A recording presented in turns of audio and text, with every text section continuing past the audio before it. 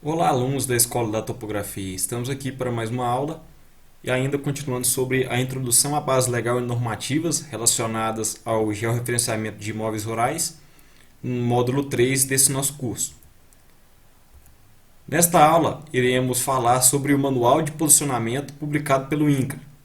Lembrando aqui que já falamos da primeira norma técnica, segunda e terceira norma técnica para o georreferenciamento, e também já falamos sobre o Manual Técnico de Limites e Confrontações, também publicado pelo INCRA. Agora, por fim, para finalizar essa parte, vamos falar sobre o Manual Técnico de Posicionamento, que também foi publicado pelo INCRA. Vale dizer que esta aula se assemelha muito à segunda edição da norma técnica para o georreferenciamento, principalmente na parte de aquisição dos pontos, tipos de posicionamento.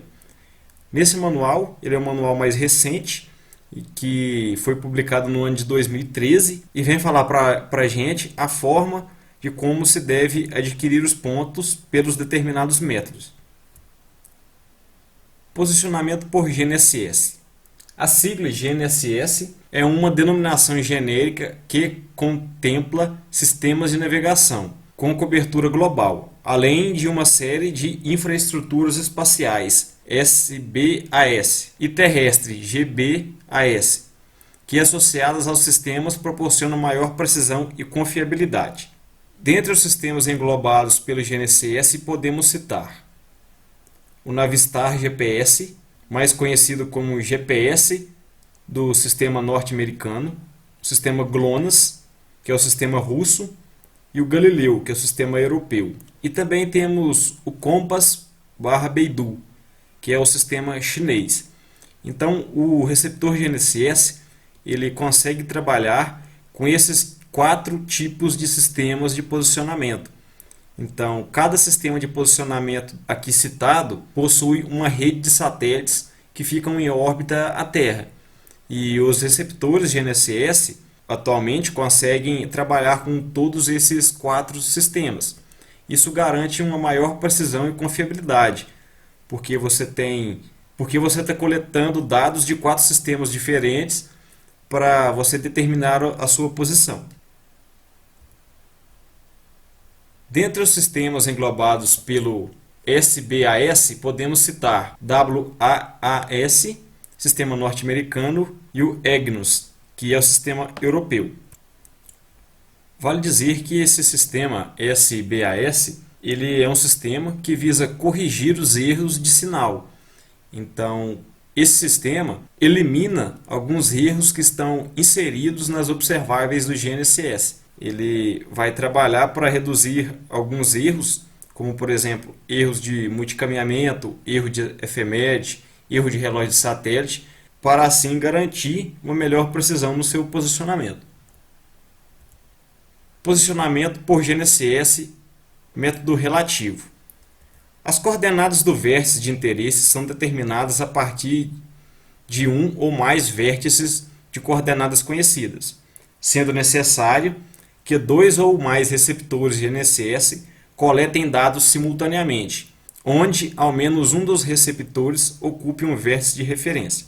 A imagem ilustra aqui para a gente como funciona esse método. Vocês podem reparar que nessa região aqui tem um vértice de referência, que tem um receptor coletando dados, e no outro lado temos o vértice de interesse. O que significa que esses 2 receptores estão coletando dados dos mesmos satélites, para assim determinar a minha posição. Com base nas observações dos satélites e do meu vértice de referência, eu consigo determinar a posição do meu vértice de interesse. Então, é basicamente isso. Ainda falando sobre o método relativo, utilizam-se as observáveis fase da onda portadora, pseudodistância ou as duas em conjunto. Vale dizer aqui que fase de onda portadora, pseudodistância, são observáveis que o receptor GNSS faz, ou seja, o que ele usa para determinar a sua posição, que ele usa para determinar a posição de um ponto sobre a superfície terrestre. Fase da onda portadora proporciona melhor precisão e por isso é a única observável aceita na determinação de coordenadas de vértice de apoio e vértice situado em limites artificiais. Ou seja, então quando você vai determinar um vértice que demanda uma precisão maior, como por exemplo o vértice de apoio, você deve utilizar a fase da onda portadora para determinar a posição desse vértice. O posicionamento relativo utilizando a observável pseudodistância só é permitido para a determinação de coordenadas dos vértices situados em limites naturais. Então, caso eu tenha que posicionar um ponto sobre um limite natural, sobre uma linha de cumeada, por exemplo, eu não preciso de tanta precisão quanto para determinar um vértice de apoio. Então, por isso, eu posso utilizar a observável pseudodistância para determinar esse ponto. Posicionamento relativo estático. No posicionamento relativo estático, tanto os receptores dos vértices de referência quanto os receptores dos vértices de interesse devem permanecer estacionados estáticos durante todo o levantamento. Nesse método, a seção de rastreio se estende por um longo período. O período de rastreio, ou período da coleta de dados, no modo relativo estático, depende do comprimento da minha linha de base. O que seria esse comprimento da linha de base? Seria a distância entre o meu ponto de referência e o meu ponto de interesse. Então, quanto maior for a minha linha de base, mais tempo eu devo ficar posicionado naquele ponto. Mais dados eu devo coletar naquele ponto para que eu possa determinar a coordenada do meu ponto de interesse. Então, temos aqui, para uma linha de base de 0 a 10 km, eu tenho que ter um tempo mínimo de 20 minutos, utilizando a observável L1 ou L1-L2. A solução da ambiguidade deve ser fixa e as efemérides utilizadas transmitidas ou precisas. Vale lembrar que o objetivo desta aula não é entrar em partes técnicas. Essas informações, como por exemplo portadoras L1, L2, tipo de solução, efemérides, isso vocês vão encontrar em um curso que trata sobre GNSS, porque esse curso aqui é um curso que trata sobre georreferenciamento, e se a gente for entrar muito nessa parte técnica, prolonga demais o curso, e tornando assim a matéria um pouco cansativa. Continuando aqui, para uma linha de base de 10 a 20 km, eu tenho que ter um tempo de rastreio de no mínimo 30 minutos, observar as observáveis L1 e L2, solução da ambiguidade deve ser fixa e efemérides transmitidas ou precisas. Para uma linha de base de 10 a 20 km, um tempo de rastreio no mínimo de 60 minutos, porém a única observável que eu utilizo é a L1 e a solução da ambiguidade deve ser fixa e as efemérides transmitidas ou precisas. Para uma linha de base de 10 a 20 km, a norma exige que eu tenha um tempo de rastreio no mínimo de 120 minutos, observando as observáveis L1 e L2, a solução da ambiguidade fixa ou flutuante e utilizando efemérides transmitidas ou precisas. Para uma linha de base de 100 a 500 km, eu utilizo um tempo mínimo de rastreio de 240 minutos, com as observáveis L1 e L2. A solução que a norma permite é a solução fixa ou flutuante, e a efeméride deve ser as precisas. E para uma linha de base de 100 a 1000 km, devo ter um tempo de rastreio no mínimo de 480 minutos, com as observáveis L1 e L2. A solução admite ser fixa ou flutuante e com as efemérides precisas. Então, em campo, quando se deseja trabalhar com esse tipo de posicionamento, eu devo me atentar a essa tabela e segui-la, para que não tenha problema, não tenha erros com relação à precisão. Vale dizer ainda que esse é o método utilizado para realizar o transporte de coordenadas. Mas o que seria o transporte de coordenadas? Como o próprio nome sugere, é realizar o transporte da coordenada de algum lugar para o outro. Mas como assim? Uma forma prática de se enxergar isso, de se entender isso, supondo que eu tenho que fazer o levantamento de alguma propriedade rural e preciso definir as coordenadas dos seus limites.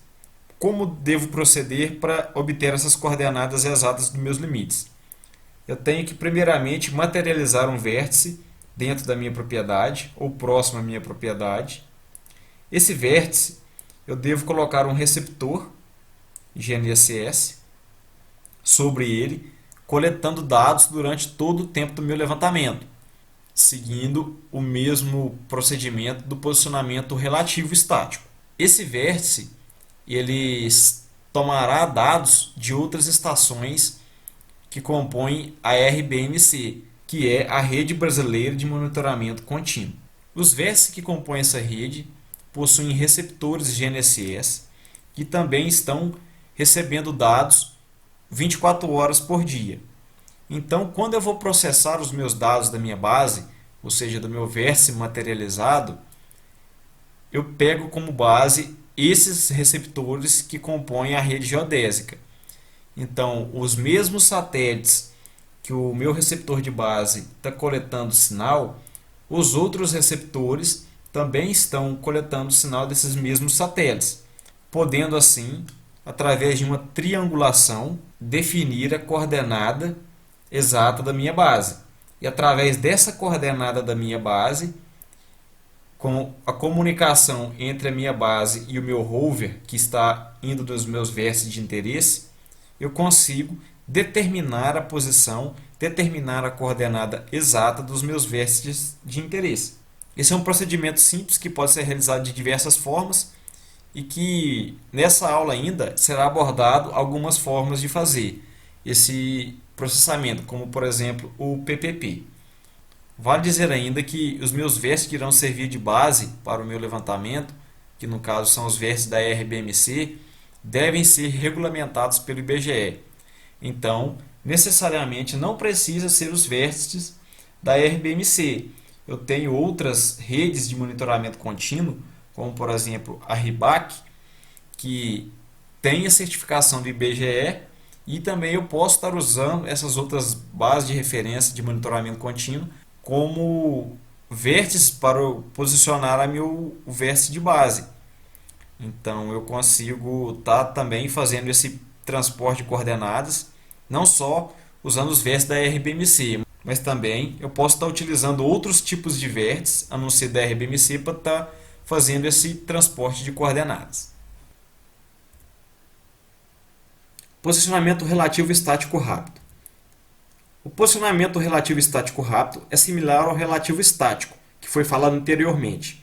Porém, a diferença básica é a redução e a duração da sessão de rastreio, que neste caso é em geral inferior a 20 minutos, e é uma alternativa para os casos onde ocorrem obstruções no intervalo entre os vértices de interesse. Então, suponhamos que eu tenho que fazer um levantamento utilizando esse método de rastreio, o estático rápido. Ele basicamente é o estático, porém a minha seção, a minha linha de base é menor, é bem menor, e o tempo de rastreio é inferior a 20 minutos. Eu não tenho mais que seguir aquela tabela. Basta eu diminuir a minha linha de base e rastrear o meu ponto no máximo até 20 minutos. Isso dependendo dos casos, né? Em um lugar que eu tenho mais obstruções, tenho, por exemplo, árvores e uma mata densa e alta, eu devo fazer um rastreio maior do que 20 minutos, para assim eu poder ter uma precisão adequada no meu vértice. Posicionamento relativo semi-cinemático, conhecido como Stop and Go. Nesse método de posicionamento, o receptor que ocupa o vértice de interesse permanece estático, porém, num tempo de ocupação bastante curto, necessitando coletar dados no deslocamento entre um vértice de interesse e outro. Quanto maior a duração da sessão de levantamento, com a coleta de dados íntegros, sem perda de ciclos, melhor a precisão na determinação de coordenadas. Vale lembrar que esse método não deve ser usado em locais que possuem muitas obstruções, porque em locais que se encaixem nessa situação, que tem, por exemplo, árvores ou prédios que prejudiquem a coleta de dados do receptor, há perdas de ciclos, ou seja, há perdas de sinais. Então, com isso, utilizando esse método, a precisão fica baixa. Aqui temos uma imagem que mostra como esse método deve ser realizado. Eu tenho aqui a minha base de rastreio, que ela deve ser posicionada pelo método relativo estático, ou seja, ela deve permanecer coletando dados durante todo o tempo do meu levantamento. E aqui eu tenho o meu rover, meu receptor, que eu vou andar com ele sobre as feições. Esse reloginho, essa ampulheta, nos indica que devemos fazer uma inicialização no primeiro ponto. Ou seja, eu coloco aqui o meu receptor sobre esse vértice, faço a inicialização de 5 minutos. Passados 5 minutos, eu caminho sobre a feição, posicionando nesse outro vértice. Esse outro vértice eu devo ficar nele durante 1 minuto, e sucessivamente. Contudo, não posso ter perda de sinal. Supondo que eu estou no vértice 3 aqui, caminhando para o 4. E aqui eu tenho uma perda de sinal nesse intervalo de tempo. Ou seja, meu receptor GNSS perde o sinal. Como devo proceder? Eu devo parar o meu levantamento, fazer a inicialização no vértice 4 de novo, de 5 minutos, e continuar. A grande vantagem em se trabalhar em locais com poucas obstruções é que não há perda de ciclos, não há perda de coleta de informações. Mas quando isso acontece, eu devo fazer a inicialização toda hora. Então não justifica usar esse método. Vale mais usar o relativo cinemático estático rápido. Então eu não devo utilizar esse método quando tem bastante obstrução. Percebam também que caso eu não tenha nenhuma obstrução, o meu levantamento pode ser feito de uma maneira bem rápida e com a mesma qualidade de precisão. Posicionamento relativo cinemático. No posicionamento relativo cinemático, enquanto um ou mais receptores estão estacionados nos vértices de referência, os receptores que coletam dados dos vértices de interesse permanecem em movimento. A cada instante de observação, que coincide com o intervalo de gravação, é determinado um conjunto de coordenadas. Então, o que acontece? Ele parece bastante com o stop and go. Acontece da mesma forma. O meu vértice de referência fica coletando dados durante todo o tempo. E o meu receptor de interesse também coleta os dados dos mesmos satélites e eu consigo determinar a posição dele, correto? Como o método relativo já propriamente dito.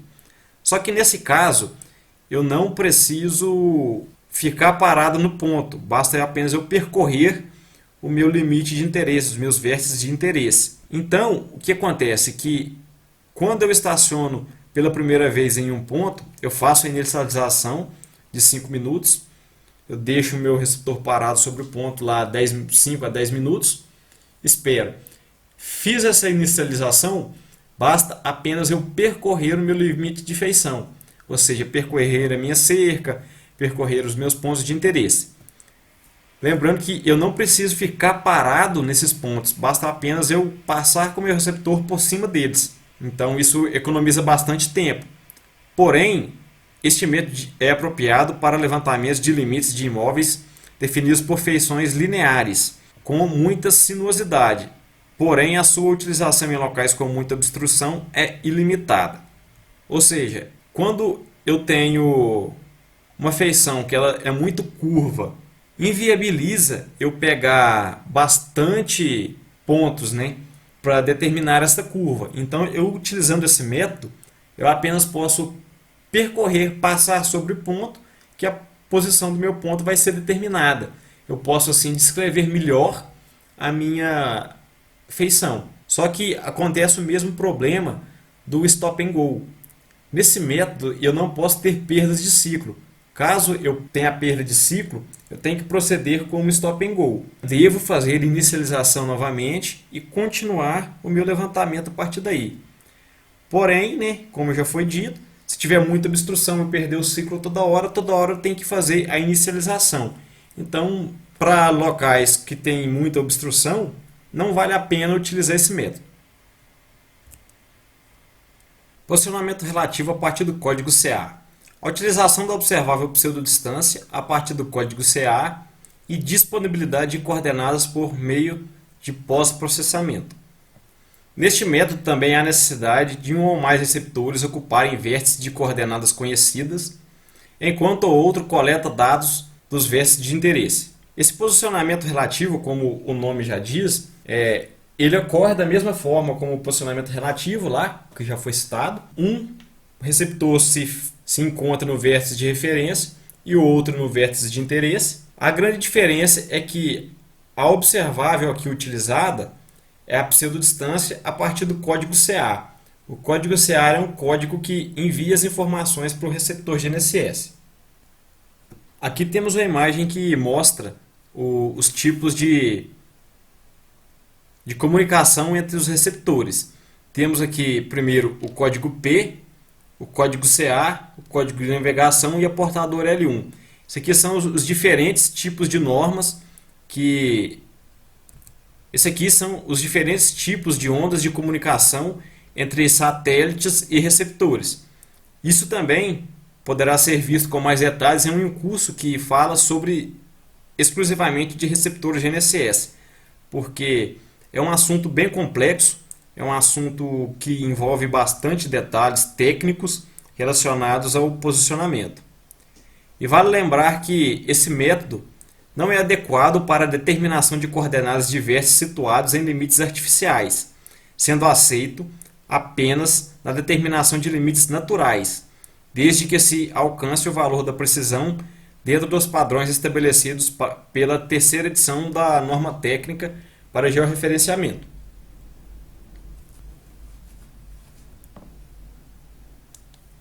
RTK e DGPS. RTK e DGPS baseia-se na transmissão instantânea de dados de correção dos sinais do satélite, dos receptores instalados nos vértices de referência, ao receptor que permanece nos vértices de interesse. Proporciona o conhecimento instantâneo, ou seja, em tempo real, das coordenadas precisas dos vértices levantados. Esse método é um método bastante utilizado atualmente devido à sua rapidez e precisão. Esse método, como aqui já foi falado, ele recebe instantaneamente as correções, ou seja, depois da coleta de dados eu não preciso fazer nenhum pós-processamento para se conhecer a coordenada exata do ponto que eu ocupo. Então, o RTK muitas das vezes utiliza de rádios de transmissão para que eu possa estar conhecendo essa coordenada. E o DGPS muitas vezes utiliza de sinais de celular para que eu possa fazer essa determinação dessa posição. RTK convencional. Os dados de correção são transmitidos por meio de link de rádio do receptor instalado no vértice de referência aos receptores que percorrem os vértices de interesse. Aqui está um exemplo do RTK convencional. Como já foi falado, o método é um método relativo, onde um receptor fica na estação de referência e o outro receptor no ponto de interesse. Só que, ao invés das correções serem enviadas por satélites, no qual tem que fazer um pós-processamento para emitir essas correções, no caso do RTK, as correções são feitas diretamente. Então, essas correções são enviadas por um canal de comunicação, que nesse caso é um link de rádio. Um fator que limita a área de abrangência para a realização de levantamentos por RTK convencional é o alcance da transmissão das ondas de rádio. Basicamente, o alcance máximo é definido em função da potência do rádio e das condições locais em termos de obstáculos físicos. Então, a única limitação que esse método tem é a distância que tem entre o ponto de referência e o receptor por causa da potência do rádio. Caso eu tenha um rádio bastante potente, eu consigo estar enviando esse sinal, ou melhor, essas correções, para um receptor que está localizado mais longe, mais distante. E também relacionados aos obstáculos físicos, que seriam árvores que porventura possam obstruir os sinais recebidos.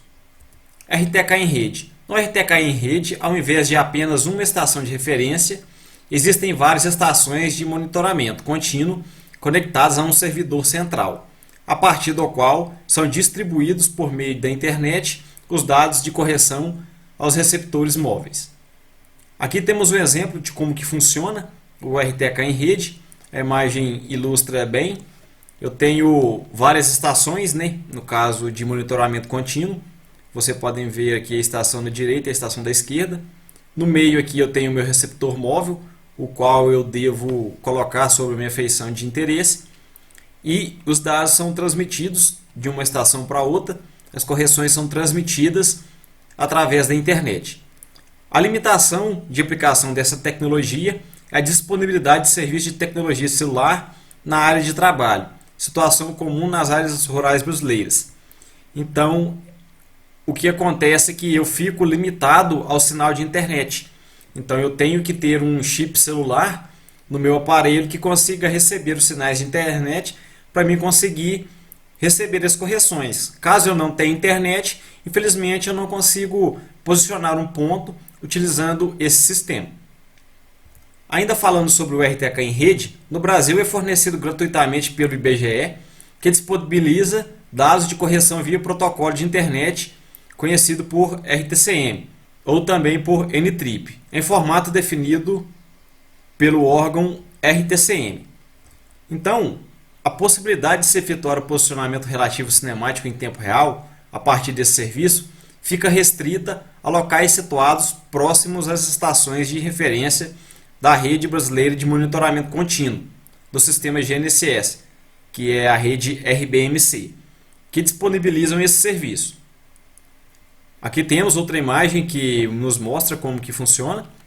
Temos aqui a estação de referência que está rastreando os satélites através de uma conexão de internet que conecta-se ao servidor do IBGE e é transmitido aos receptores que estão em campo. Então, novamente, eu fico limitado à questão da internet.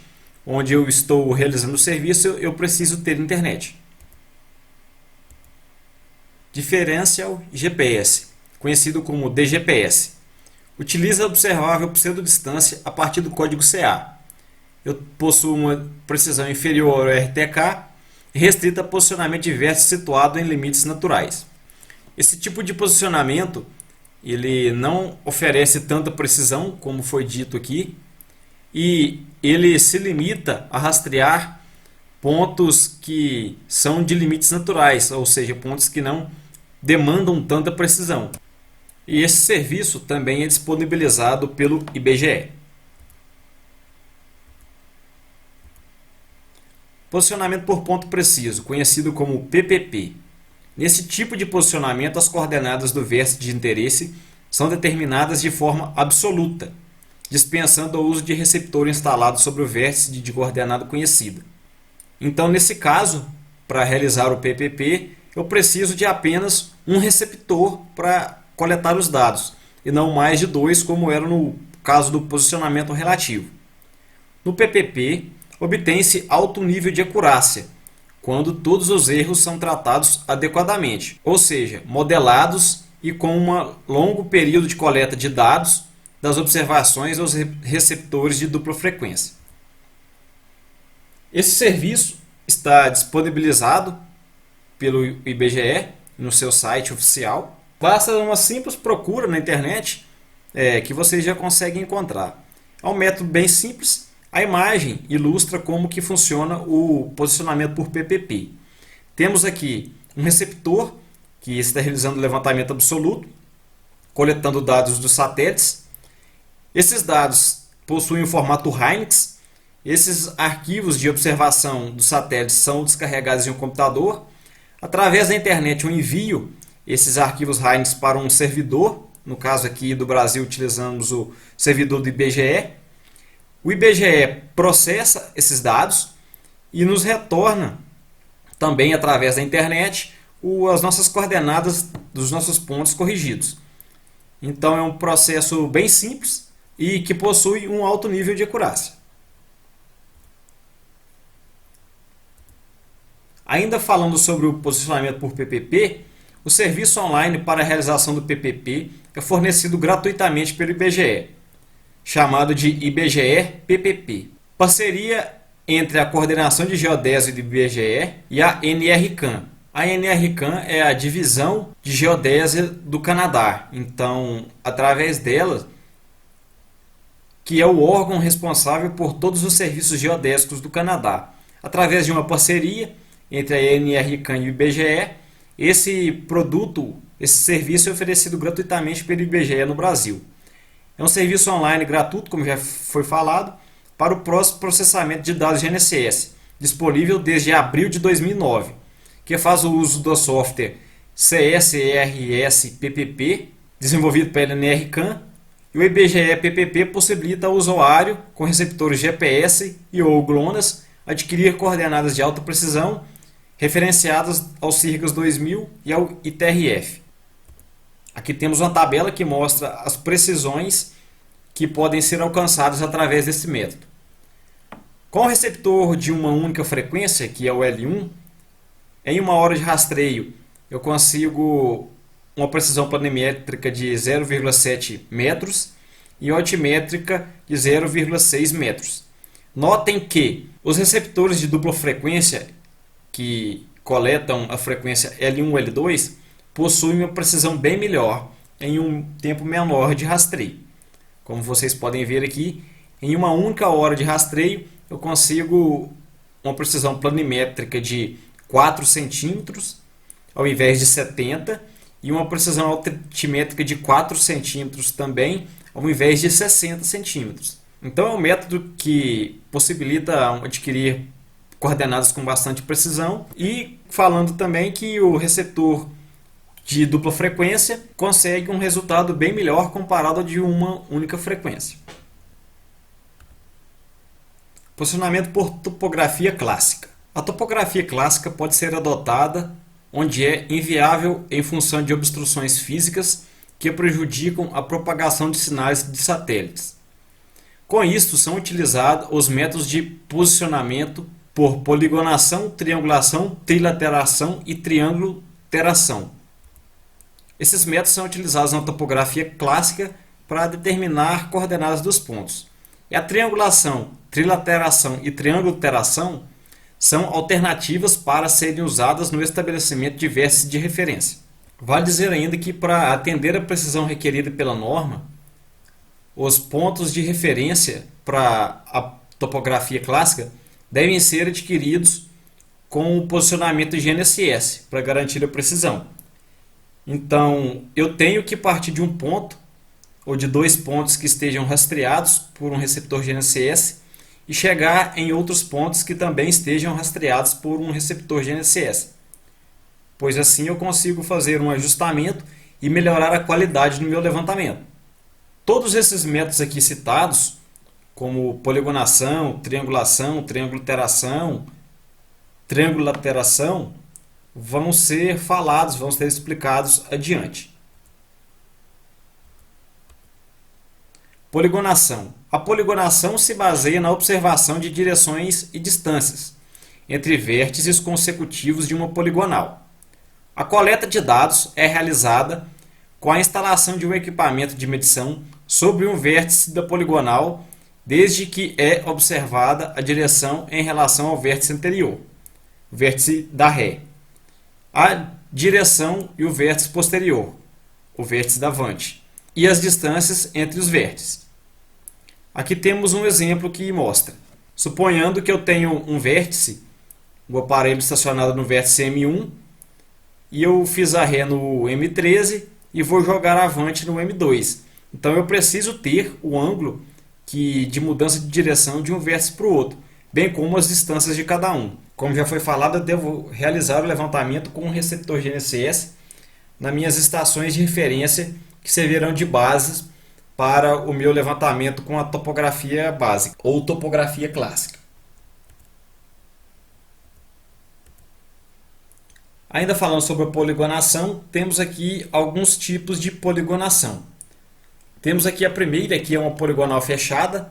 Notem que o ponto A e o ponto H estão em preto. Esses pontos aqui, que estão na cor preta, e eles indicam, nesse caso do exemplo, que eles foram rastreados com um receptor GNSS. Então, eu tenho a distância e as coordenadas de cada um e eu preciso saber, através da topografia clássica, a direção e os ângulos que estão descritos aqui em vermelho. Então, eu tenho do vértice A para o B, eu tenho a distância AB, bem como o ângulo de H para o ângulo A e o ângulo também do meu ponto B para o meu ponto C. Eu preciso de todos esses ângulos para que eu possa realizar os cálculos, né, e determinar as coordenadas de cada um dos vértices. Então, o que foi dito lá no exemplo é que suponhamos que eu tenho um equipamento estacionado no ponto B e desejo saber o ângulo de A até C. Então, eu estaciono o equipamento no vértice B, viso o ponto A, que é minha ré, e consequentemente eu jogo a minha avante, que é o ponto C. E com isso eu tenho um ângulo entre o vértice A e o vértice C. Aqui nesse outro exemplo, da direita e no exemplo inferior, eu tenho dois exemplos de poligonais enquadradas, onde eu saio de dois pontos e chego em outros dois pontos. Esses pontos que eu falo são pontos rastreados com o receptor GNSS. Note que nessas duas situações eu tenho duas linhas de cor preta.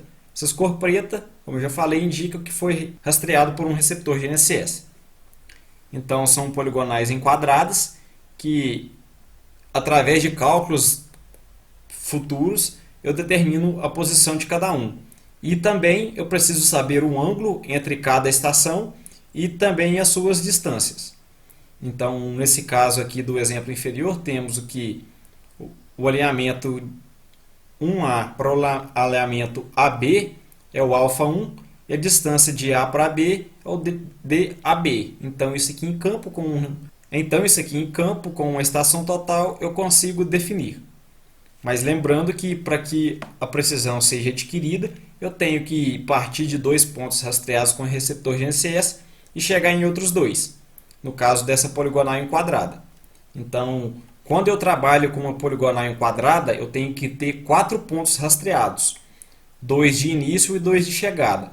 Quando eu trabalho com uma poligonal que é fechada, como não foi esse primeiro exemplo, eu preciso de apenas 2 pontos rastreados, porque eu saio dos 2 pontos e chego nos mesmos 2. Continuando, temos triangulação.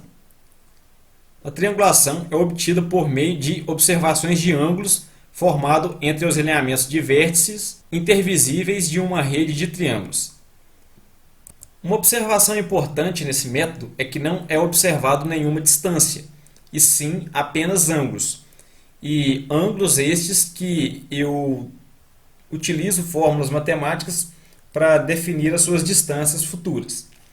Então, novamente, eu tenho que partir de pontos rastreados por receptor GNSS e chegar em outros também rastreados por GNSS. Eu tenho aqui o ponto AB, onde eu tenho também, através dos cálculos das coordenadas, eu consigo achar a distância AB. E eu tenho o ponto também HG, que também foram rastreados por um receptor GNSS. E com uma estação total, com um aparelho que trabalha com a topografia clássica, ou um teodolito de precisão também, eu consigo determinar esses ângulos aqui descritos, os alfas aqui descritos. Então, para cada ângulo, para cada visada de ponto, eu tenho que ter um ângulo. Então, no caso aqui do meu alfa 1, eu tenho visado o ponto D. O meu alfa 2, eu tenho visado o meu ponto B. Então, eu preciso de todos esses ângulos que estão aqui descritos para mim poder determinar, né, as minhas distâncias, e com as distâncias e as coordenadas já conhecidas por o receptor GNSS, eu determinar a coordenada de cada um dos pontos. Seguindo aqui, eu tenho a trilateração, que é o posicionamento por meio da trilateração, é baseado na observação de distâncias entre os vértices intervisíveis em uma rede de triângulos. A trilateração, ao contrário da triangulação, eu observo apenas as distâncias. Então eu preciso de um medidor de distâncias que seja bastante preciso para mim poder determinar os meus pontos, a coordenada dos meus pontos. Então eu tenho aqui novamente, muito parecido com a triangulação, eu parto de dois pontos, A, B, e chego no ponto GH. E esses pontos também, como já foi dito, são rastreados com o receptor GNSS, e onde eu tenho que determinar essas distâncias que estão descritas aqui para me poder calcular as coordenadas dos pontos futuramente. Em seguida, teremos a triangulateiração. Na triangulateiração são observados ângulos e distâncias entre os vértices intervisíveis de uma rede de triângulos. Em função da praticidade e sem medir distâncias e ângulos, com estações totais aliada à possibilidade de processamento automatizado de um grande volume de dados, a triangulateiração se destaca por possibilitar uma melhor precisão e melhor análise estatística das observações e das coordenadas, tendo em vista o elevado número de observações redundantes. Temos aqui a imagem que mostra o exemplo da triangulateiração, que é muito parecido com os exemplos anteriores, só que em um caso na triangulação eu lia só os ângulos e no outro exemplo eu lia só as distâncias. Nesse caso aqui eu tenho que ler os dois. A vantagem desse método é que eu tenho uma precisão muito maior com base na grande quantidade de dados que eu vou ter obtido. Então eu vou conseguir obter vários dados redundantes que me possibilitam uma melhor análise estatística das observações. Então, apesar de eu trabalhar com um número maior de dados a ser processados, eu consigo ter uma melhor precisão justamente porque eu tenho mais dados. Então, dependendo da situação que você pretenda trabalhar e da precisão que se deseja adquirir, eu tenho que trabalhar com esse método. É um método simples, porém trabalhoso. Eu tenho que determinar todos esses ângulos aí da melhor forma possível. Continuando ainda falando sobre posicionamento por topografia clássica, temos aqui a irradiação.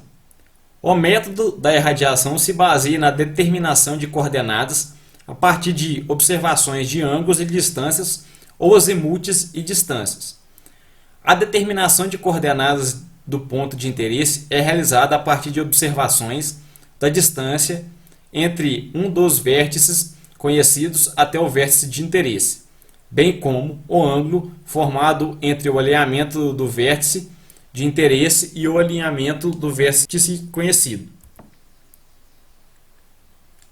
Aqui eu tenho uma imagem que mostra o exemplo da irradiação. Suponhamos aqui que eu tenha conhecido a minha coordenada A e a minha coordenada B, seja ela adquirido por topografia clássica ou por um receptor GNSS. Então eu tenho o ângulo que está entre o alinhamento das coordenadas conhecidas e o ângulo do ponto de interesse, que é o ponto 1, e também a distância. Através de cálculos matemáticos eu consigo determinar a posição do meu ponto 1. Ainda falando sobre irradiação, também pode ser realizada a determinação por irradiação nos casos em que se observa diretamente o azimute da direção, estabelecida entre o vértice conhecido e o vértice de interesse. Nesse caso aqui temos um ponto A de coordenada conhecida e no qual eu tenho o alinhamento da observação para o norte, que é o meu azimute. Então, para determinar a minha coordenada do ponto 1, eu preciso do meu ângulo, o azimute, no caso de A para o ponto 1, e da minha distância de A para 1. Tendo essas duas informações, eu consigo calcular a coordenada do meu ponto 1. Os vértices de coordenadas conhecidas podem ser vértices de apoio à topografia clássica ou vértices de desenvolvimento de poligonais, como triangulação, triangulateiração e triangulateiração. É aconselhável que o vértice de interesse seja irradiado de mais de um vértice de referência, permitindo assim o ajustamento das observações. Então, suponhamos aqui que eu tenha um ponto A e o ponto B, conhecidos, como nos exemplos anteriores, e para que eu possa ter uma precisão maior na determinação da coordenada do meu ponto 1, eu posso fazer o seguinte: eu estou com o equipamento estacionado no ponto B, fiz a ré no A e abro o meu ângulo alfa B para chegar no ponto 1. E tenho essa distância B1.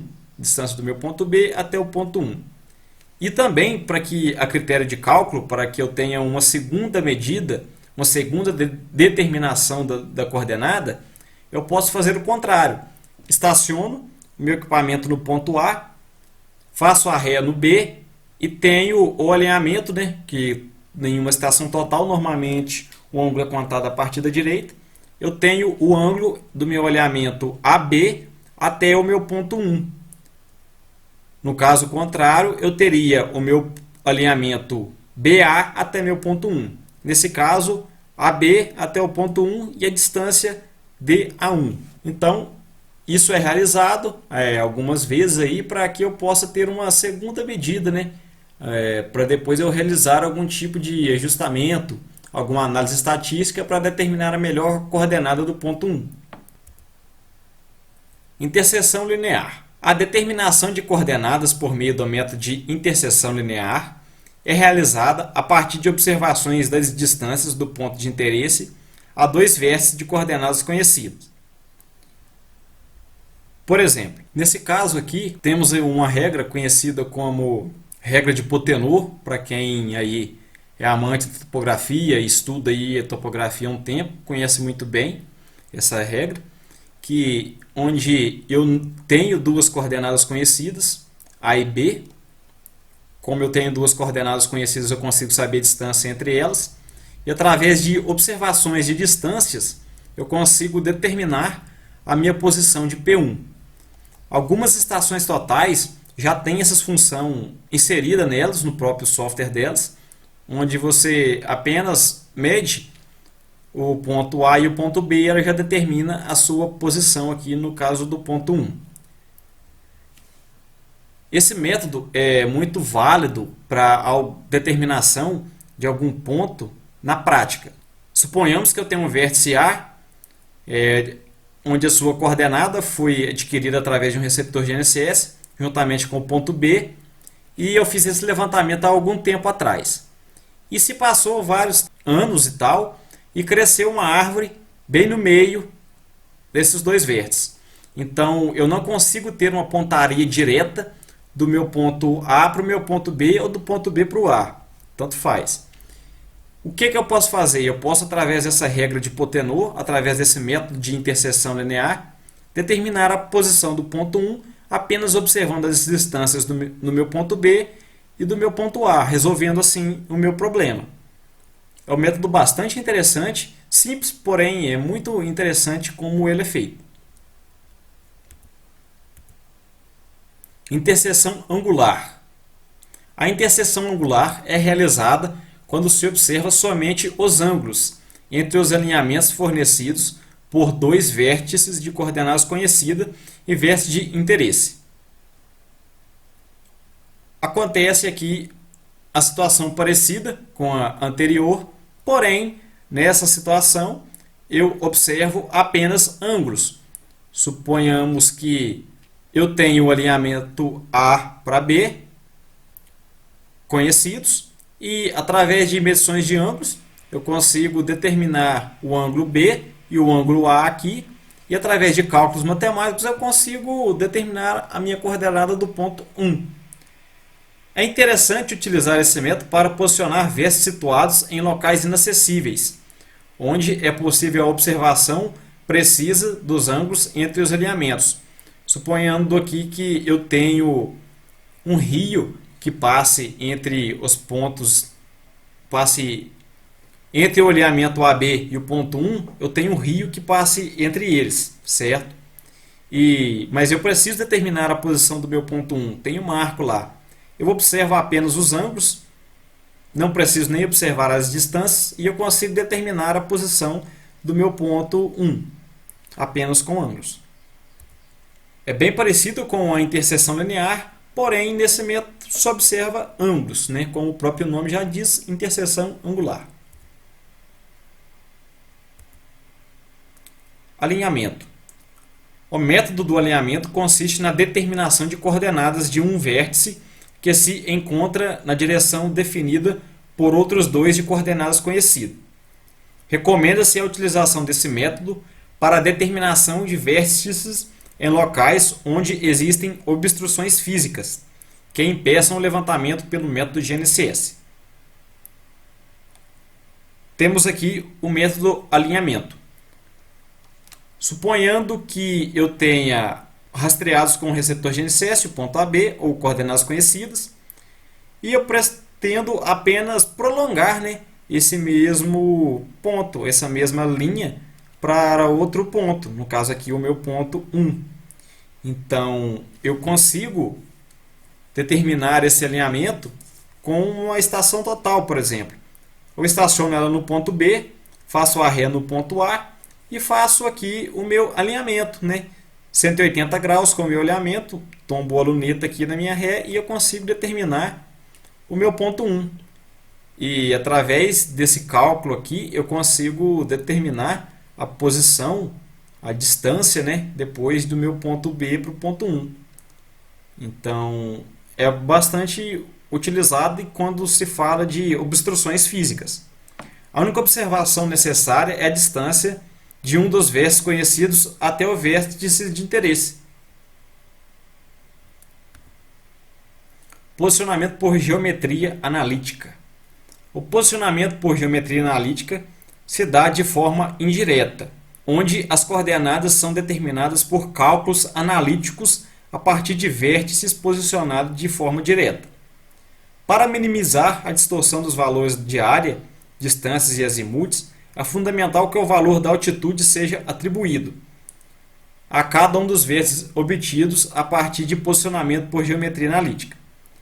Na impossibilidade de se obter esses valores, deverá ser atribuído a cada um o valor da altitude média dos vértices, utilizando como referência para a determinação. Esse método por geometria analítica é um método, como o próprio nome já diz, puramente analítico.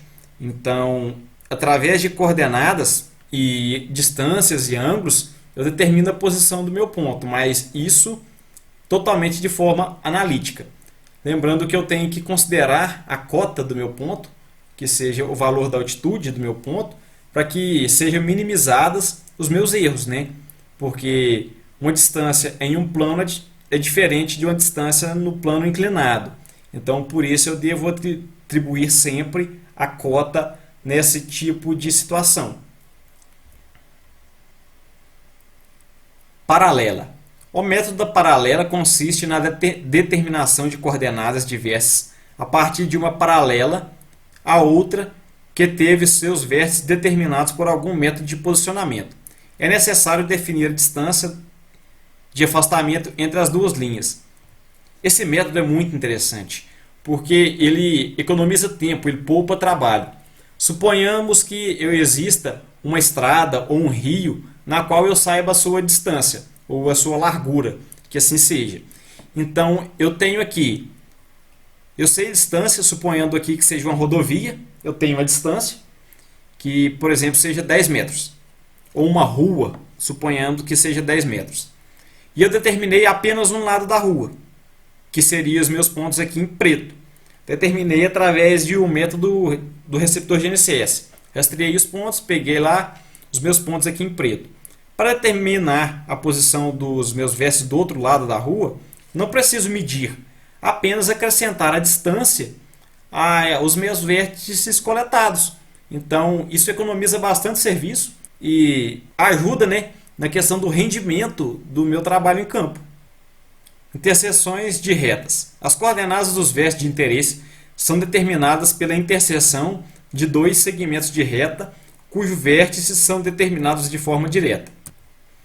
Suponhando aqui que eu tenho, nesse caso aqui do exemplo, eu tenho o ponto A e B conhecido, eu tenho essa distância conhecida, eu tenho o meu ponto C e D. Então eu preciso procurar, né, achar a minha interseção entre esses dois segmentos de retas, uma vez que eles não intercedem, não estão encostando um ao outro.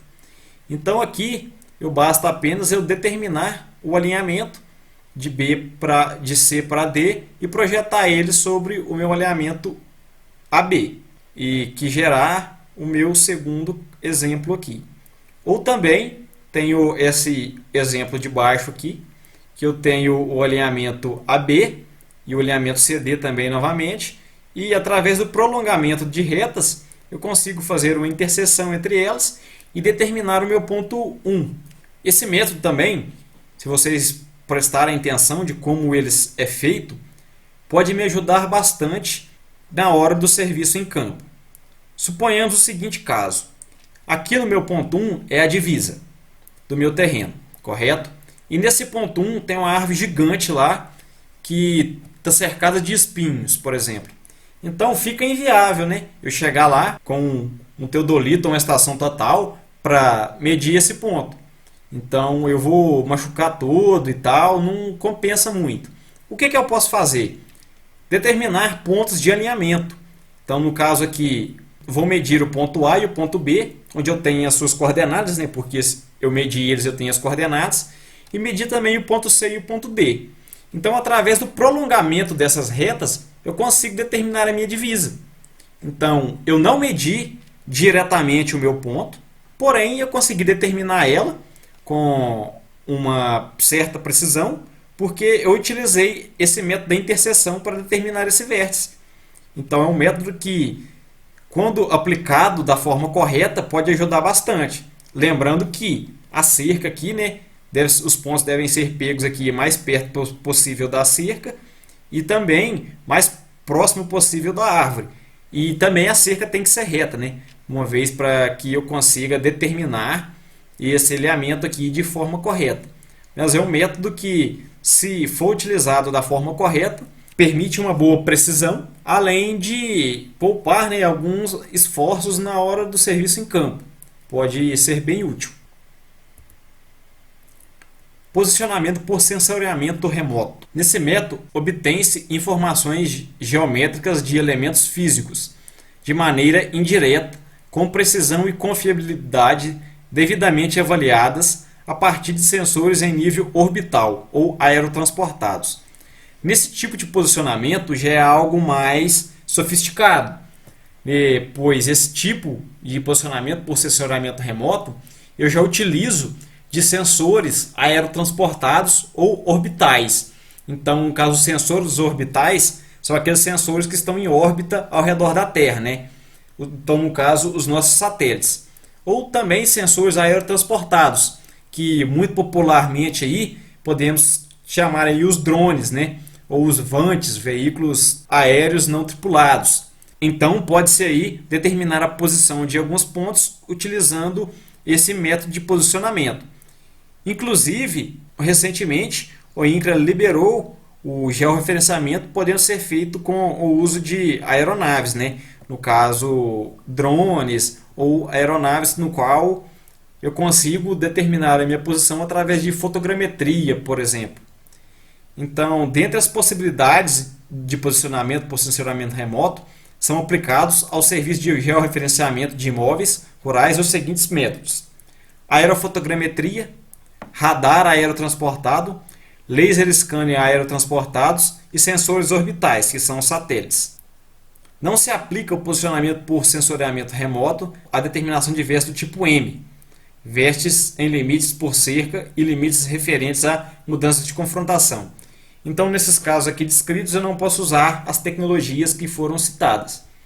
Mas o que é bastante importante a gente se atentar é que, à medida que as tecnologias vão evoluindo, vão surgindo novas técnicas, né, novas formas de se determinar a posição de um ponto sobre a superfície terrestre. Então, o INCRA agora, como eu já falei, liberou, né, o uso da aerofotogrametria para a determinação do georreferenciamento. Então, é uma área que está em crescente expansão e que quem tiver interesse, procurar algum curso relacionado a isso, a esse método de levantamento, que é bastante interessante e que tende a crescer, né? Tende a evoluir ao longo do tempo. Base cartográfica. Somente poderão ser utilizadas bases cartográficas originalmente nos formatos raster ou vetorial. Ou seja, fica vedada a utilização de bases cartográficas em meio analógico ou digitalizadas. Ao obter informações posicionais a partir de bases cartográficas, o credenciado deverá verificar qual método de posicionamento foi utilizado para a representação do elemento de interesse e assim associá-lo ao vértice em questão. Suponhando que eu determinei a posição de um ponto meu de forma indireta, utilizando algum mapa já existente. Então eu devo observar qual método de posicionamento foi utilizado na construção daquele mapa para mim poder atribuir também ao meu ponto, ao meu vértice de interesse, o mesmo sistema que foi utilizado na elaboração do mapa. O método e a precisão posicional definirão a sua aplicação de acordo com o tipo de limite. Não é permitida a utilização de base cartográfica para o posicionamento de vértice tipo M, no caso o marco. Então, eu posso determinar algum tipo de limite natural, por exemplo, através desse tipo de método que utiliza a base cartográfica. Lembrando que a base cartográfica é um método indireto, onde eu utilizo de mapas, já existentes para determinar a posição do meu ponto. E eu não posso utilizar ele para determinar vértice do tipo M, como foi dito aqui. E é importante observar a forma que o mapa foi construído, qual escala e qual método de posicionamento foi utilizado na construção daquele mapa.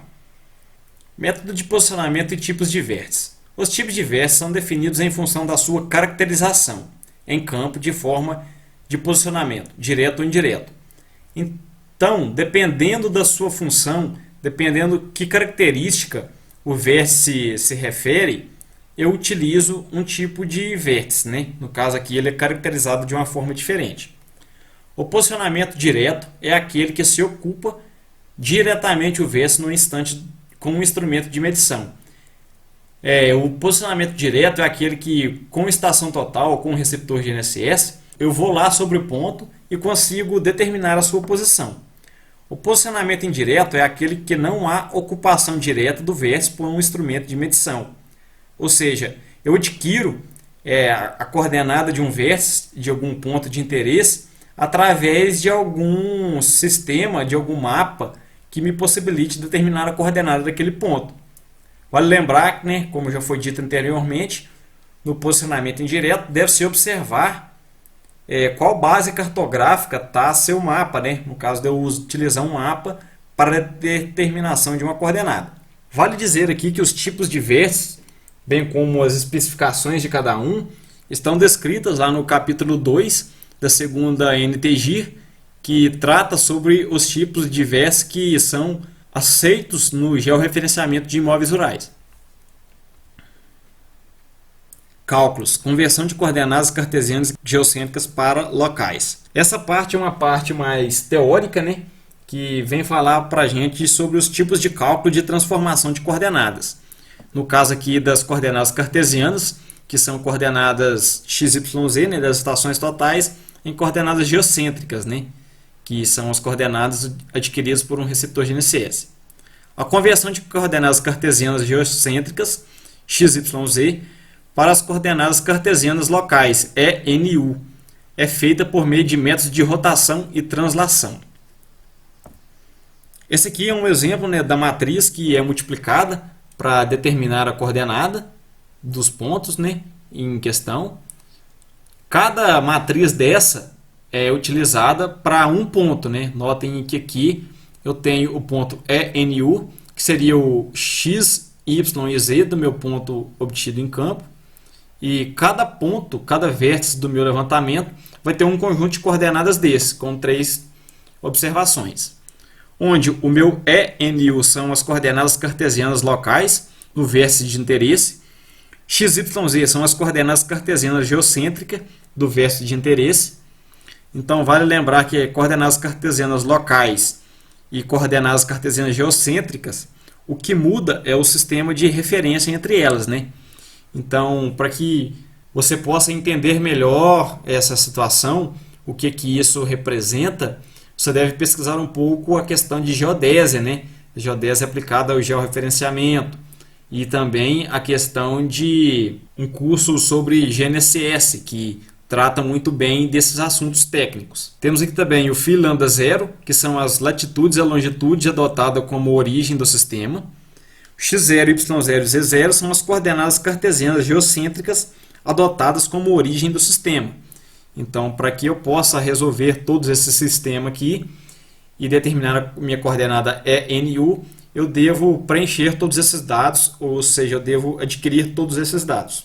Digo novamente que essa é uma parte mais teórica e que necessita de um conhecimento básico, uma bagagem sim, técnica, para que se possa entender melhor o que aqui está sendo dito e também para que possa realizar isso na prática.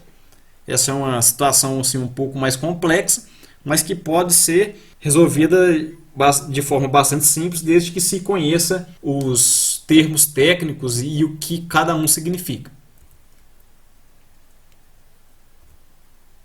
Cálculos. Ainda falamos sobre as conversões de coordenadas cartesianas e geocêntricas para locais. As principais aplicações são: para cálculo de área, o cálculo de área é feito com as coordenadas cartesianas locais referenciadas ao SGL, que é o Sistema Geodésico Local. No uso do método de posicionamento por geometria analítica, as coordenadas utilizadas como referência para o cálculo devem estar referenciadas ao SGL.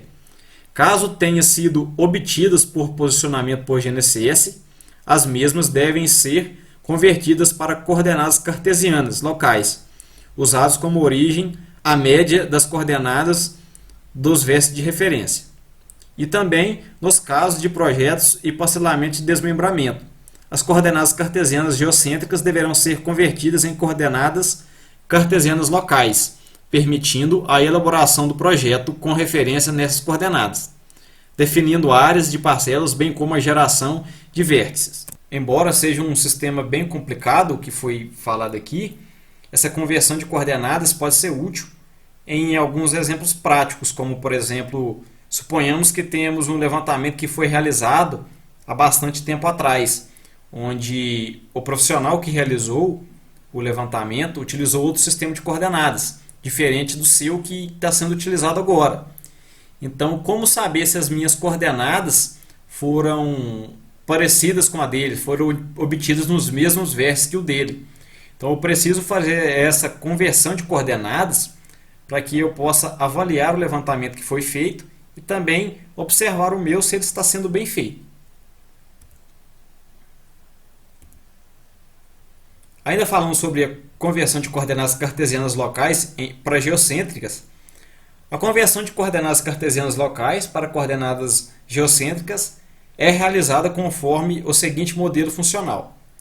É uma matriz, que também pareça com a outra, só que desta vez estamos convertendo cartesianas locais para geocêntricas, que é o contrário, a outra era geocêntricas para cartesianas locais. A principal aplicação dessa conversão se dá quando se utiliza métodos de posicionamento por topografia clássica. Por exemplo, determinar as coordenadas cartesianas geocêntricas dos vértices de apoio, converter coordenadas cartesianas geocêntricas dos vértices de apoio para as cartesianas locais, de postas observações topográficas, ângulos de distâncias, efetuar o cálculo de processamento e ajustamento para a determinação das coordenadas cartesianas locais dos vértices. Converter as coordenadas cartesianas locais para geocêntricas conforme a equação expressa neste item e usar como origem no sistema o mesmo valor de coordenadas do item B. Então, suponhamos que eu tenho uma coordenada que foi adquirida por uma estação total e eu quero determinar essa coordenada para o uso do GNSS, como se ela tivesse sido utilizada o método GNSS. Então, eu preciso realizar essa conversão de coordenadas, essa conversão de sistemas de coordenadas. Cálculos. Distância horizontal. O cálculo da distância horizontal deve ser expresso em metros. O cálculo deve ser realizado conforme a seguinte equação. A seguinte equação envolve um pouco da matemática e também da topografia, que é possível, através das coordenadas de dois pontos, determinar a distância entre eles, até mesmo para mim poder avaliar se o meu levantamento foi bem feito, uma vez conhecida a distância entre dois pontos. Onde eu tenho aqui o meu DH, que é a distância horizontal, o que eu quero determinar, tem meu XYZ, que é as coordenadas cartesianas geocêntricas, e o H, a minha altitude elipsoidal. Então aqui eu tenho o X de A, X de B, Y de A, Y de B, o Z de A e o Z de B. Então eu tenho a coordenada X, Y e Z do ponto A e X, Y e Z do meu ponto B. E através da altitude elipsoidal, juntamente com essas coordenadas, eu consigo determinar com precisão a minha distância entre dois pontos. Guarda de peças técnicas e documentação. Dentre os materiais utilizados devem ser considerados arquivos brutos GNSS em formato Hynix inativo, relatórios de processamento e ajustamento de posicionamentos por GNSS, cadernetas de campo digitais ou analógicas, relatórios de processamento e ajustamento de dados posicionados por topografia clássica e mais orbitais e ou aéreas, relatório de posicionamento e ajustamento de imagens, contendo modelo digital do terreno, pontos de controle, dentre outros. A anotação da responsabilidade técnica da empresa executadora do trabalho de sensoriamento remoto, caso não tenha sido o credenciado ou responsável pelo trabalho técnico. E a base cartográfica que foi utilizada. Então, esses documentos são alguns documentos básicos que o credenciado, que o responsável pelo serviço, deve ter guardado, né, em seu arquivo, para que talvez aconteça algum problema futuro, ele tenha uma garantia do que foi feito. Então foi isso a nossa aula sobre Manual Técnico de Posicionamento. Espero que todos tenham gostado e até a próxima. Muito obrigado pela atenção.